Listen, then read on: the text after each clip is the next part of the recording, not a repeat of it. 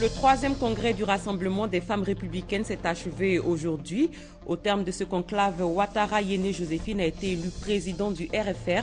Elle succède à Touré Aya Virginie. Demain, 27 octobre, marquera la 8e édition de la Journée internationale du patrimoine audiovisuel, une journée instituée par l'UNESCO pour promouvoir la protection du patrimoine audiovisuel dans le monde. Dans ce journal, vous entendrez la déclaration du gouvernement livrée par la ministre de la Communication, Afoussiata Bambalamine. Du sport avec la première qualification des éléphants pour le Mondial 2015, un exploit réalisé lors du match de classement de la CAN en Namibie face à l'Afrique du Sud sur le score d'1-0. Bonsoir et merci de suivre ce 23h. Rendons-nous tout d'abord au Palais des Sports de Trècheville pour nous intéresser au 3e congrès du Rassemblement des femmes républicaines qui a pris fin aujourd'hui. La rencontre s'est soldée par l'élection de Ouattara Yéné Joséphine. Elle est la nouvelle présidente du RFR et elle succède à Touré Aya Virginie. Gabriel Zani. Le rideau est tombé ce dimanche 26 octobre sur le 3e congrès des femmes républicaines au Parc des Sports de Trècheville dans le district d'Abidjan. On retient des recommandations des congressistes que la femme républicaine doit jouer un rôle d'avant-garde pour consolider les acquis du RDR. Mais pour que cela soit, le parti doit prêter une attention aux résolutions des assises.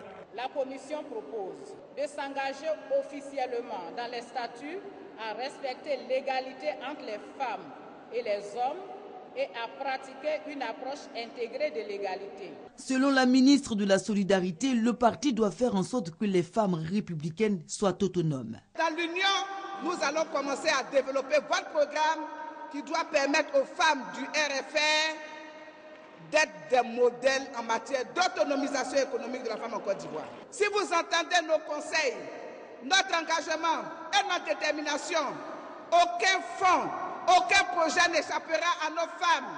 Et j'en suis formelle. Ce qui résoudrait les difficultés de non-accès à la santé, de non-scolarisation de la jeune fille qu'elle rencontre au quotidien. La nouvelle présidente a promis de s'attaquer à ses préoccupations dans son allocution et entre les motions de soutien et de reconnaissance à ses discours, les danses reprennent.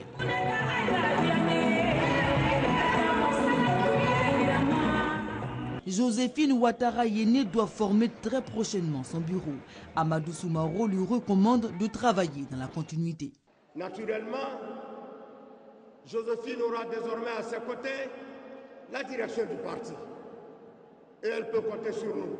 À l'instar de nos chefs du gouvernement, nous porterons haut et très fort les préoccupations des femmes de notre parti. Ce sont au moins 3000 femmes républicaines rassemblées à la faveur de ce congrès tenu autour du thème « Élection 2015, femmes unies et mobilisées pour la victoire » de Lassane Ouattara. À l'issue de ce 3e congrès des femmes du RDR, les nombreuses participantes ont réagi. Pour ces congressistes, la rencontre est une bonne leçon de démocratie donnée à la classe politique ivoirienne, car selon elle, l'intérêt général a pris le dessus sur les individualités. Gabriel Zani a recueilli leurs propos. Venues de toutes les régions de la Côte d'Ivoire, les femmes républicaines se sont égayées dans le travail. À ce congrès, il y a eu de bonnes résolutions qui ont été prises. Mais nous avons assisté à une forte mobilisation des femmes prêtes pour la victoire de notre président aux prochaines échéances. Nous sommes très satisfaits de la tenue de ce congrès. Ce congrès vient remobiliser les femmes parce que les femmes viennent de démontrer qu'elles pratiquent le vivre ensemble. Sourire, accolade, joie de se retrouver. Pour bien de participantes, les femmes du RDR ont donné une leçon de démocratie à la classe politique dans son ensemble. De cette candidate au début des campagnes pour l'élection d'une nouvelle présidente à la tête des femmes, une seule est restée, Joséphine Ouattara Yéné. Une candidate s'est désistée et les 5 autres se sont ralliés à la nouvelle élue. Aujourd'hui, nous sommes rassemblés autour du chef de l'État pour un second mandat. Un sentiment de joie parce qu'aujourd'hui c'est une grande fête et c'est ce que nous avons toujours apporté à notre grand parti, le RDR. Vice-présidente du RFR dans le bureau sortant, les femmes attendent la nouvelle élue sur le terrain des actions. Hier soir, j'étais là jusqu'à 2 h du matin. Les femmes ont eu à faire quelques doléances. par rapport à leur autonomisation. C'est un programme qu'elle doit prendre à bras le corps. La nouvelle présidente, on attend qu'elle restaure le parti. Nous avons écouté les préoccupations des femmes. Il y a un travail à faire. Le docteur Ouattara Yéné Joséphine est donc la nouvelle présidente du RFR, le Rassemblement des femmes républicaines. Elle expliquait sa vision de la participation des femmes aux enjeux politiques qui attendent le Rassemblement des républicains en 2015. La nouvelle dirigeante du RFR a aussi fait des propositions concrètes sur les actions à mener pour l'élection du président Alassane Ouattara. Et tout ceci a été dit dans une interview réalisée par Gabriel Zani. Le président Henri Konan Bédié vient de poser un acte fort pour la paix en Côte d'Ivoire. Et cette paix qui est un outil de développement. Parce que sans paix, on ne peut pas parler de développement durable. Donc c'est cette paix-là qu'il nous faut. Pour avoir cette paix, il faut l'unité. Les femmes se sont dit, nous ne pouvons pas partir en rang dispersé dans cette élection-là. Après tout, il y a un seul fauteuil. Nous avons toutes des compétences pour diriger cette structure, mais si nous fédérons encore nos compétences, nous serons plus efficaces. Voilà ce qui a motivé leur adhésion à ma candidature. Je milite au RDR depuis 1994. J'ai été aux côtés de la toute première candidate du RFR, Madame le ministre Kandia Camara. J'ai travaillé à ses côtés. Et aujourd'hui, en tant que médecin, en tant que travailleur social, avec l'expérience que j'ai acquise au niveau du parti, je me suis dit que je pouvais apporter quelque chose à ces femmes-là. Les femmes attendent beaucoup de cette présidence. Au cours de toute ma campagne, j'ai parlé du volet social. D'abord, il faut arriver à soulager, écouter ces femmes, les apaiser, les rassurer pour pouvoir les remobiliser. Une fois qu'on les a remobilisées, on peut les organiser et faire en sorte qu'elles puissent bénéficier de projets générateurs de revenus.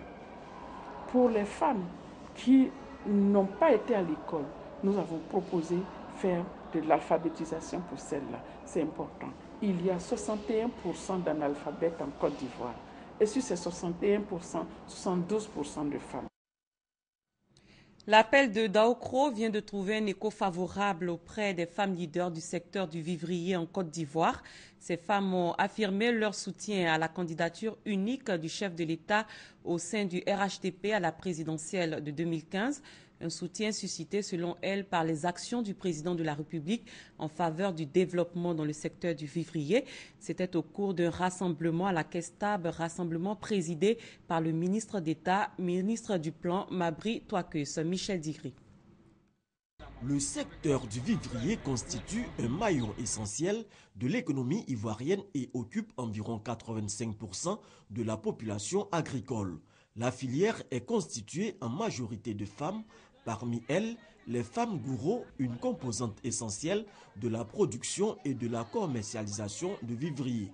Le temps d'un soutien à la candidature d'Alassane Ouattara à la présidentielle de 2015, elles ont quitté les marchés gourous pour rallier la Kestab au plateau. La raison de cette adhésion, les actions du chef de l'État en faveur du développement du secteur du vivrier. La réouverture et le reprofilage de plusieurs pistes en vue d'évacuer dans de meilleures conditions et rapidement les produits des braves paysannes et paysans de la Côte d'Ivoire.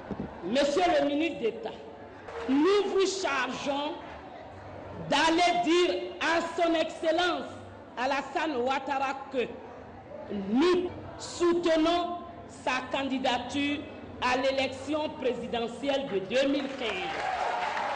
Le ministre du Plan et du Développement entend transmettre au chef de l'État le message des femmes leaders du secteur du vivrier en Côte d'Ivoire. Vous avez raison, parce qu'au-delà des exemples qui ont été donnés tout à l'heure, le président Alassane Ouattara peut beaucoup nous apporter. Apporter la paix, la prospérité à la Côte d'Ivoire, mais apporter les opportunités aux femmes.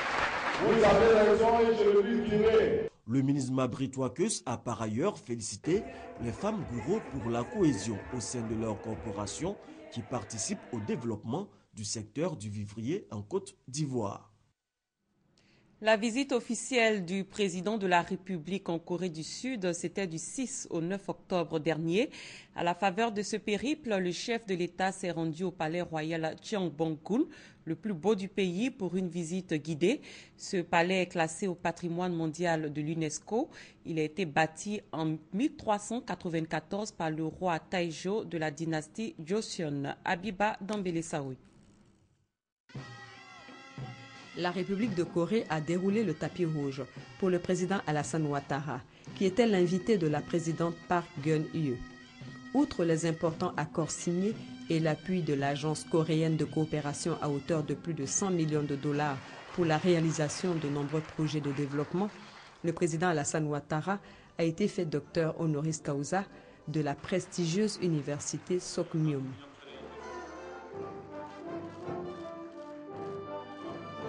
Visite officielle teintée d'agréables surprises, comme la découverte du palais Gyeongbokgung, construit il y a plus de 600 ans, palais royal, situé dans le nord de Séoul. Le nom Gyeongbokgung signifie le palais du bonheur resplendissant. Semble-t-il contagieux, car c'est avec bonheur que le président Alassane Ouattara a admiré l'architecture originale de ce palais édifié en 1394 par le roi Taejo, fondateur et premier roi de la dynastie Joseon, l'une des 3 dynasties qui ont régné sur la Corée. Palais détruit et reconstruit à plusieurs reprises entre 1592 et 1868, au gré des différentes guerres qu'a connues le pays. La Corée a commencé à le restaurer depuis 1990.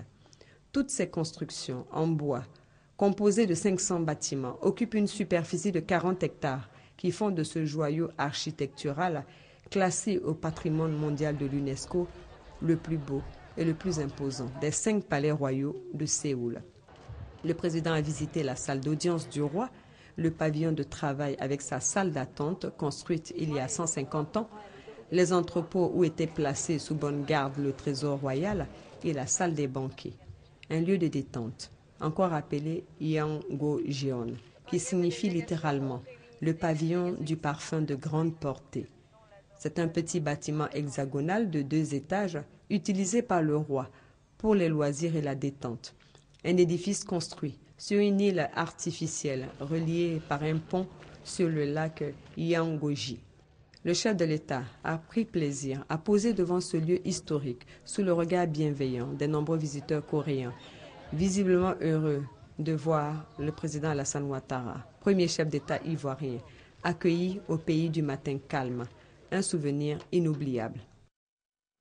La visite en Côte d'Ivoire du président de l'Assemblée nationale de France a pris fin hier et avant son départ, Claude Bartholone a fait le point de son séjour de 72 heures dans le pays. La 8e journée internationale du patrimoine audiovisuel sera célébrée demain 27 octobre. Cette journée est l'occasion pour l'UNESCO d'ouvrir chaque année une lucarne sur la protection du patrimoine audiovisuel dans le monde. Elle sera commémorée cette année autour du thème archivage audiovisuel face au passage au numérique. Je vous propose d'écouter le message du gouvernement à l'occasion de cette journée. Il a été livré par la ministre de la Communication, Afoussiata Bambalamine, et ses propos ont été recueillis par Franck Quadiou. Une journée pour célébrer la mémoire collective traduite par l'archivage audiovisuel. Le besoin est manifesté en réalité depuis 2005 par l'UNESCO, mais un problème de fond, toutefois, celui de la conservation des archives, témoignage de la vie d'une nation. Aussi, devrions-nous accorder un grand intérêt aux archives audiovisuelles dont la fragilité a été mise en évidence par l'UNESCO. Cette précarité est liée à la fois à des facteurs naturels comme les inondations et les incendies, mais également à des actes perpétrés par les hommes comme les pillages et les conflits. À l'occasion donc de la 8e journée mondiale du patrimoine audiovisuel, un défi en guise de thème, l'archivage audiovisuel face au passage au numérique. Une préoccupation pour la tutelle, surtout qu'au niveau national, la précarité de nos archives en matière d'audiovisuel incite à franchir le pas et mettre le pied à l'étrier. S'agissant de la situation des archives audiovisuelles en Côte d'Ivoire, elle n'est pas reluisante. en raison des désastres qu'elles ont subis au cours de la décennie écoulée. Il y a donc nécessité de restaurer notre patrimoine audiovisuel. C'est ce à quoi d'ailleurs s'attelle le gouvernement sous l'autorité du Premier ministre, conformément à la vision du président de la République, son Excellence M. Alassane Ouattara. C'est pourquoi les 27, 28 et 29 octobre, nous allons organiser simultanément à Abidjan et à Bouaké des ateliers de réflexion sur les moyens à mettre en œuvre pour la restauration de notre patrimoine audiovisuel. Bouaké et Abidjan aux couleurs des archives audiovisuelles, le 27 octobre, rendez-vous annuel consacré au patrimoine audiovisuel dans le monde. En santé, le gouvernement appelle l'ensemble des Ivoiriens à soutenir la candidature du professeur Thérèse Ndriyoman au poste de directeur régional de l'OMS. Il l'a fait par la voix de la ministre de la Santé et de la lutte contre le sida. Raymond Goudou Kofi était récemment face à la presse. Grace Kando. La 64e session des 47 États membres de l'Organisation mondiale de la santé OMS pour l'Afrique aura lieu du 3 au 7 novembre prochain à Cotonou au Bénin. En toile de fond, les élections pour la désignation d'un nouveau directeur régional. La Côte d'Ivoire a décidé de présenter la candidature du professeur Thérèse Ndriyoman au 10 postes. Pour la ministre de la Santé et de la lutte contre le sida, la candidature du professeur Thérèse Ndriyoman est une opportunité pour la Côte d'Ivoire. À ces différents postes de responsabilité, elle a démontré ses capacités de management et de leadership, son intérêt et sa détermination à œuvrer pour une meilleure santé des populations ivoiriennes ne sont plus à démontrer. Et le projet de gouvernance proposé par la candidate est suffisamment attractif et pertinent. J'invite toutes les Ivoiriennes et tous les Ivoiriens, ainsi que les habitants de Côte d'Ivoire, à soutenir cette importante candidature. La question de la fièvre hémorragique à virus Ebola n'est pas ignorée par la candidate. Une fois élue, Thérèse Ndriyoman entend élaborer des stratégies pour freiner l'avancée de la maladie. Ce que je proposerais éventuellement, c'est surtout de mettre en place une équipe de riposte à l'épidémie. Vraiment active, même proactive. Parce que les ressources humaines existent au niveau de la région africaine pour faire face à des épidémies. Donc c'est une question d'organisation, renforcer ces ressources humaines et effectivement les déployer sur le terrain dès qu'on a une alerte. Aujourd'hui, cette épidémie s'est déclarée. Peut-être nous allons arriver à l'éteindre, mais elle peut revenir. Donc nous devons être vraiment formés, sensibilisés à la veille pour que dès qu'il y a un cas, il y ait une alerte précoce qui se signale et que le dispositif arrêté au niveau de la région se mette en branle pour y répondre. Professeur Thérèse Ndriyoman est titulaire d'un doctorat d'État en médecine et d'une agrégation en hépato-gastro-entérologie. Elle a successivement occupé les fonctions de doyen de l'UFR des sciences médicales à l'université Félix Houphouët-Boigny d'Abidjan, de directeur général de la santé, puis ministre de la Santé et de la lutte contre le sida. Le gouverneur du district d'Abidjan s'engage à lutter contre Ebola. L'épidémie de fièvre hémorragique sévit depuis quelques mois dans la sous-région. Et même s'il n'y a à ce jour aucun cas avéré de la maladie en Côte d'Ivoire, les campagnes de sensibilisation se multiplient dans le pays et des actions sont menées dans ce sens par le district autonome d'Abidjan qui a décidé de sillonner 93 villages et hameaux relevant de son territoire. Nous Sangaré, Grace Kando. Les populations de Yopougon-Kouté, Adiopodoumé, Songon-Agban et Songon-Akie ont été formées sur les symptômes de la maladie à virus Ebola et les mesures de prévention à adopter. Le lavage des mains, chacun, si c'est chaud là, moi je dois utiliser, si je mets ma main dedans, je dois être le seul. Toi tu dois avoir ton seau. Or c'est pas possible au village. Donc quand il y a un combo comme ça là, où il y a l'eau, nous tous on doit laver les mains, on est 4, 5 à la maison, on doit avoir un copeau à côté, gobelet à côté. On mouille ma main, pour ne pas que je mette ma main dedans. Je peux être contaminé. Si je quitte l'autre, c'est pas bon. Moi, je mouille ma main. Quand j'ai fini de mouiller ma main, toute la main là, vous avez vu, j'ai mouillé. Je prends savon là. Si c'est savon dur, je prends, comme ici, c'est savon de l'eau, savon liquide, je mets dans ma paume comme ça. Dans la main gauche, j'ai mis le savon. On est comme ça, on prend la main droite, comme de la main droite. On met dans la main gauche. On fait ensemble. On frotte sérieusement. Cette campagne de sensibilisation va s'étendre dans les différents villages et hameaux du district d'Abidjan. Une initiative du gouverneur Robert Begré-Mambé. Objectif de cette campagne, éviter l'entrée du virus Ebola en Côte d'Ivoire. À cet effet, une équipe médicale a été mobilisée. Elle est composée entre autres de 8 médecins, 2 informaticiens et 2 agents de la direction de la protection et de la prévention civile. Le virus Ebola sévit dans la sous-région depuis quelques mois. Près de 5000 personnes en sont décédées selon l'Organisation mondiale de la santé OMS. En Côte d'Ivoire, aucun cas d'Ebola n'a été déclaré. Des élèves méritants issus de familles modestes ont reçu hier des bourses. C'est une action du Rotary Club Abidjan Golf. Et pour cette première tranche, les bénéficiaires ont reçu chacun 100 000 francs CFA. Mahamadou Traoré. Aligine Marie-Alexandra du lycée classique d'Abidjan. Je suis passée en terminale C avec une moyenne de 16,21. Je passe en classe de terminale C avec la moyenne de 15,68. Ces élèves sont issus de familles modestes. Leur angoisse de voir leurs études secondaires s'arrêter, faute de moyens, a pris fin avec l'action bourse du Rotary Club Abidjan Golf. Une initiative visant à soutenir et encourager ces élèves. Pour l'année scolaire 2014-2015, le Rotary Club Abidjan Golf n'entend pas déroger à cette tradition. À cet effet, 7 élèves, dont 3 pensionnaires de l'INIPA, Institut national ivoirien pour la promotion des aveugles, viennent de recevoir la première tranche de bourse d'une valeur de 100 000 francs CFA. Je dis merci au Rotary Club pour leurs actions et je promets de faire bon usage de la somme qu'ils m'ont remise. On les prend généralement au secondaire, de la seconde à la terminale, mais il y a après le bac, on arrive toujours à soutenir certains cas, dont l'handicapé que vous avez vu tout à l'heure. Sinon, notre action est bien ciblée au niveau du secondaire. Le budget de l'action bourse pour cette année 2014-2015 s'élève à 1 400 000 francs CFA. Il est entièrement financé par les membres du Rotary Club International. Pour rappel, l'action bourse a été lancée depuis la naissance du Rotary Club International en 1995.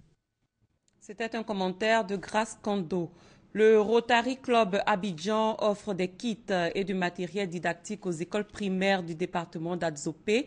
Ces dons viennent permettre aux élèves du département de bénéficier de meilleures conditions d'études. Abou Sanougou.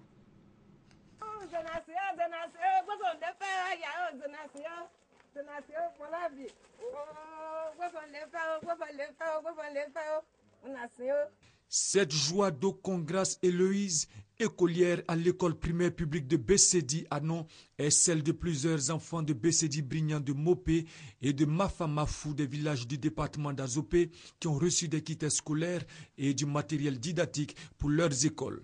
Ces écoliers ont promis redoubler d'efforts au cours de cette année scolaire 2014-2015. Je vais encore bien travailler pour avoir beaucoup de cadeaux à l'école. Les donateurs, le Rotary Club d'Abidjan de Plateau, leurs partenaires et le maire de la commune de Koumassi. Coût de ces dons, plus de 8 millions de francs CFA. Les parents d'élèves, les responsables de la famille éducative de ces 4 villages ont remercié les donateurs pour cette œuvre de portée sociale et ils les ont par ailleurs sollicités pour la réhabilitation de certaines classes en état de délabrement. Les donateurs, eux, entendent faire face à ces doléances les jours à venir. Nous avons le devoir d'assister les populations les plus démunies. Déjà, sans attendre que les doléances soient formulées, nous avons posé des actes. Je crois que nous allons les analyser et puis essayer d'apporter les solutions dans la mesure de nos moyens. Le Rotary Club des 2 plateaux et ses partenaires après ces 4 villages, Bessedi Anon, Bessedi Brignan, Mopé et Mafamafou, voudraient bien étendre l'amitié rotarienne dans d'autres localités de la Côte d'Ivoire. Les élèves de l'école primaire publique de Sebroko dans la commune d'Atekoubé ont reçu des tenues scolaires. L'ONG Olfa Solidarité veut encourager ses écoliers à donner le meilleur d'eux-mêmes pour cette année scolaire 2014-2015. Ahmed Traoré, Léon Brou. Matinée festive pour les écoliers et les parents d'élèves de l'école primaire publique de Sebroko, commune d'Atekoubé. Raison, le don de 250 tenues scolaires par l'ONG Olfa Solidarité. Pour son président, ce don vise à encourager les enfants, tous issus de milieux défavorisés, dans leur quête du savoir. Et cela traduit notre aide à de jeunes enfants pour la réussite dans la vie, parce que être bien habillé traduit quand même l'environnement. Donc nous, aujourd'hui, poser cet acte, c'est de pouvoir amener ces enfants à comprendre que on peut évoluer et qu'on peut aider les pauvres à travers ces différents actes qui sont quand même assez minimes. Toujours selon Dr Vasiliki Sissé, une bonne éducation nécessite au préalable l'implication de tous. Une façon pour le président de l'ONG Olfa Solidarité d'inviter toutes les bonnes volontés à voler au secours des enfants en situation difficile.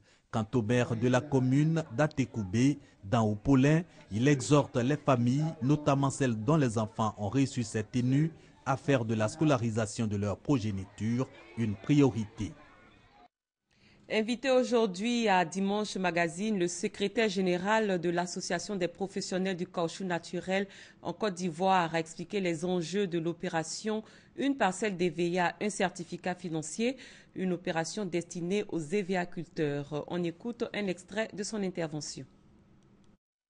Vous savez, le certificat foncier, c'est ce que nous avons en ville, le titre foncier pour une villa, qui vous permet, en cas de demande de prêt auprès d'un service financier, d'hypothéquer ce bien. C'est un bien donc économique que vous pouvez hypothéquer au même titre qu'une maison en ville.